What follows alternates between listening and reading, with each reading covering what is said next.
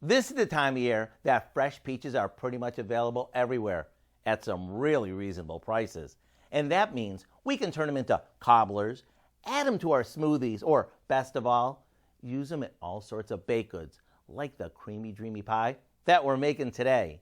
We start by lining a pie plate with either a homemade or refrigerated pie crust and fluting the edges. Now, in a small bowl, we combine some brown sugar, flour, a touch of cinnamon, and a pinch of salt. After giving this a stir, we add some fresh cream and give it a mix. Now, we fill our pie crust with a good amount of sliced fresh peaches and pour the cream mixture over them. After baking it and letting it cool at room temp, into the fridge it goes until it's time for dessert. Right before serving, finish it with dollops of fresh whipped cream and thin slices of fresh peaches for an even fancier look. This pie is everything we love about fresh summer dessert.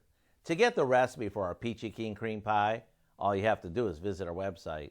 I'm Howard with Kelly in the Mr. Food Test Kitchen, where today we found a peachy delicious way for you to say, ooh, it's so good.